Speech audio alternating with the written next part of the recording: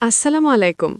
আপনারা যারা ইসলামী bank, first security ইসলামী bank কিংবা সাম্প্রতিক একীভূত হওয়া ৫টি ব্যাংকের গ্রাহক, আজকের ভিডিওটি তাদের জন্য অত্যন্ত গুরুত্বপূর্ণ।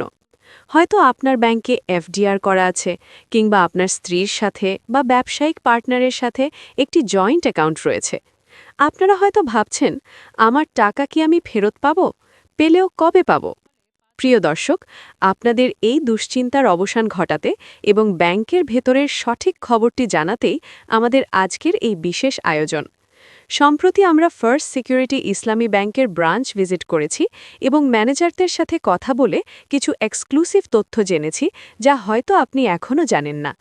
আজকের ভিডিওতে আমরা আলোচনা করব: ১. যাদের সেভিংস অ্যাকাউন্ট আছে তারা কত টাকা তুলতে পারছেন। ২. জয়েন্ট অ্যাকাউন্ট হোল্ডারদের জন্য কেন এটি দুঃসংবাদ। ৩. এফডিআর ভাঙিয়ে সেভিংসে টাকা আনলে কি লাভ হবে নাকি ধরা খাবেন। ৪. ব্যাংক কবে নাগাদ পরিস্থিতি স্বাভাবিক করার আশ্বাস দিচ্ছে। পুরো বিষয়টি না জানলে আপনি হয়তো ব্যাংকে গিয়ে অযথা হয়রানির শিকার হবেন। তাই অনুরোধ থাকবে, ভিডিওটি না টেনে শেষ পর্যন্ত দেখুন। চলুন মূল আলোচনায় প্রবেশ করা যাক। শুরুতেই কিছু ভালো খবর বা আশার বাণী দিয়ে শুরু করা যাক। আপনারা জানেন, বর্তমানে সম্মিলিত ইসলামী ব্যাংক বা ৫টি ব্যাংককে যে একীভূত বা রিফর্ম করা হয়েছে, তার মূল উদ্দেশ্য হল গ্রাহকদের আমানতের সুরক্ষা নিশ্চিত করা। গত কয়েক মাস ধরে যে অস্থিরতা চলছিল, তা এখন কিছুটা স্থিতিশীলতার দিকে যাচ্ছে। যাদের ব্যাংকে একক অ্যাকাউন্ট রয়েছে, বিশেষ করে সেভিংস অ্যাকাউন্ট বা কারেন্ট অ্যাকাউন্ট, তাদের জন্য সুখবর হল আপনারা কিন্তু ব্যাংক থেকে টাকা তুলতে পারছেন।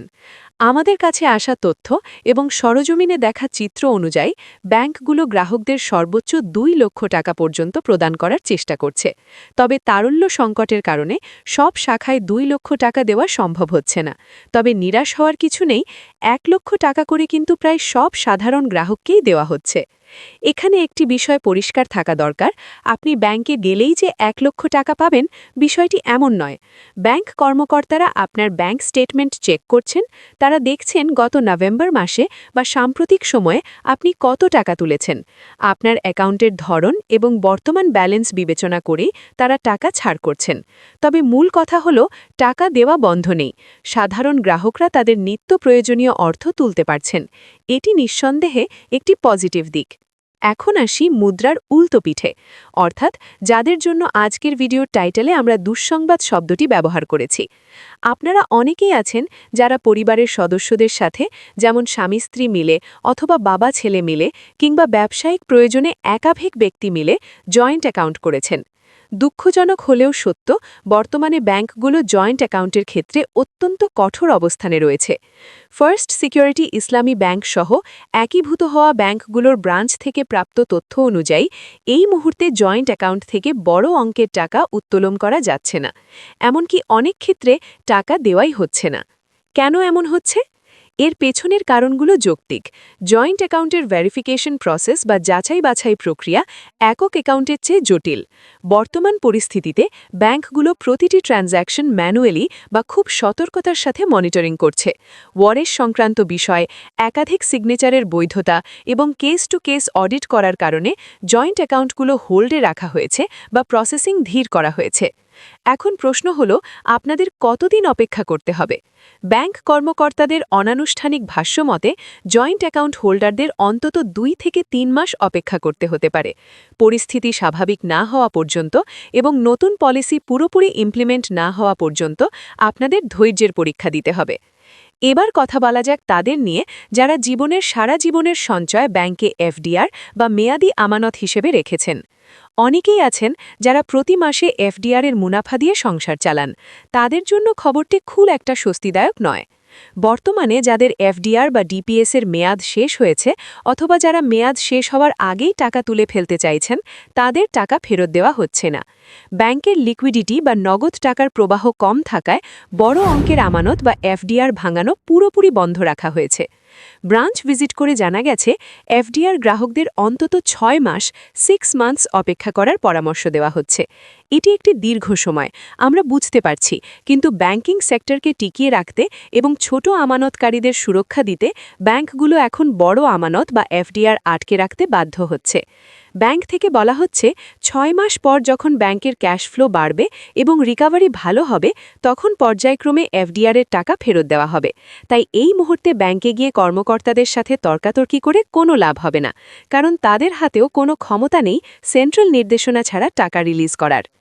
অনেকে খুব বুদ্ধিমান, তারা ভাবছেন যেহেতু সেভিংস অ্যাকাউন্টের টাকা দেওয়া হচ্ছে তাহলে আমি আমার এফডিআরটা অনলাইনে বা অ্যাপের মাধ্যমে ভেঙে সেই টাকা সেভিংস অ্যাকাউন্টে নিয়ে আসি, তারপর সেভিংস থেকে টাকা তুলে ফেলব।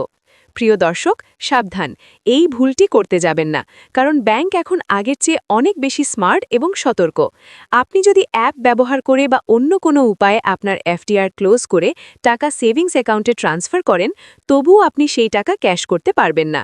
যখন আপনি চেক নিয়ে কাউন্টারে যাবেন, অফিসাররা আপনার অ্যাকাউন্টের হিস্ট্রি বা স্টেটমেন্ট চেক করবেন। যখন তারা দেখবেন যে এই টাকাটি মূলত এফডিআর থেকে এসেছে এবং সদ্য সেভিংসে ঢুকেছে, তখন সেই ট্রানজ্যাকশন আটকে দেবেন। আমাদের সোর্স বা ভিডিওর মূল বক্তা ফার্স্ট সিকিউরিটি ব্যাংকের ব্রাঞ্চে গিয়ে ঠিক এই বিষয়টি নিশ্চিত করেছেন। ব্যাংক পরিষ্কার জানিয়ে দিয়েছে সেভিংস অ্যাকাউন্টের যে টাকা এফডিআর ভাঙিয়ে আনা হয়েছে তা এখন তোলা যাবে না। তাই এই ধরনের কোনো কৌশল অবলম্বন করে নিজের সময় নষ্ট করবেন না, এতে বরং আপনার অ্যাকাউন্টের ওপর ব্যাংকের নজরদারি বেড়ে যেতে পারে। তবে আশার কথা হলো, আপনি যদি এফডিআর না ভেঙে মেয়াদ পূর্ণ হওয়া পর্যন্ত রাখেন, তাহলে আপনার জমানো টাকার উপর যে ইন্টারেস্ট বা মুনাফা আসার কথা সেটা কিন্তু যুক্ত হতে থাকবে। আপনার মূল টাকা মার যাবে না, শুধু সময়ের অপেক্ষা। আসুন এই পরিস্থিতির ওপর ভিত্তি করে আপনাদের মনে আসা কিছু কমন প্রশ্নের উত্তর জেনে নিই। প্রশ্ন 1, ভাই আমার তো টাকার খুব দরকার, এমার্জেন্সি মেডিকেল সমস্যা, আমি কি কিছুই পাবো না?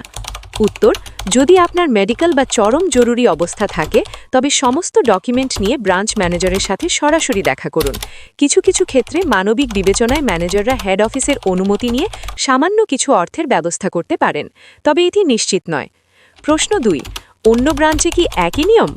মোটামুটি সব একীভূত ব্যাংকের সব ব্রাঞ্চেই এই নিয়ম চলছে, তবে এলাকা ভেদে টাকার অঙ্ক কম বেশি হতে পারে। কোথাও হয়তো 1 লাখ দিচ্ছে, আবার কোথাও হয়তো 50,000 দিচ্ছে, কিন্তু নিয়ম সবার জন্য এক। পরিশেষে আমরা এটাই বলতে পারি, পরিস্থিতি কঠিন কিন্তু নিয়ন্ত্রণের বাইরে নয়। বাংলাদেশ ব্যাংক এবং সংশ্লিষ্ট ব্যাংকগুলো চেষ্টা করছে গ্রাহকদের আস্থা ফিরিয়ে আনতে।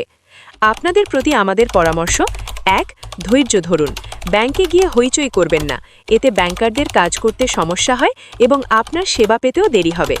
2, তথ্য যাচাই করুন, গুজবে কান দেবেন না, আমাদের চ্যানেলে আমরা নিয়মিত আপডেট দিচ্ছি, সেগুলো ফলো করুন।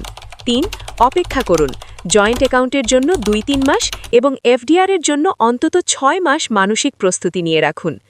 আপনার যদি অন্য কোনো ব্রাঞ্চের অভিজ্ঞতা থাকে বা আপনি যদি টাকা তুলতে গিয়ে কোনো ভিন্ন পরিস্থিতির মুখোমুখি হয়ে থাকেন, তাহলে অবশ্যই কমেন্ট করে আমাদের জানান।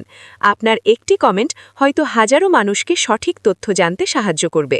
ভিডিওটি ভালো লাগলে লাইক দিন এবং শেয়ার করে আপনার পরিচিতদের সতর্ক করে দিন। যারা এখনও সাবস্ক্রাইব করেননি তারা এখনই সাবস্ক্রাইব করে বেল আইকনটি বাজিয়ে দিন। দেখা হবে পরবর্তী আপডেটে। ততক্ষণ পর্যন্ত ভালো থাকুন, সুস্থ থাকুন এবং আপনার কষ্টার্জিত অর্থের সঠিক খেয়াল রাখুন। আল্লাহ হাফেজ।